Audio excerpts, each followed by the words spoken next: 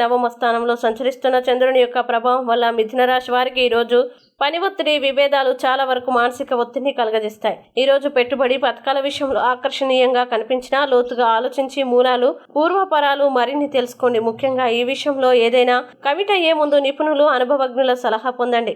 మీకు కుటుంబంతోనూ, స్నేహితులతోనూ చెప్పుకోదగిన సమయం దొరుకుతుంది. అలాగే మీ ప్రేమ జీవిత పరంగా ఈరోజు ఎంతో అద్భుతమైంది. ప్రేమలో పడ్డప్పుడు ఉండే స్వర్గానుభూతిని ఈరోజు మీరు చవి చూస్తారు.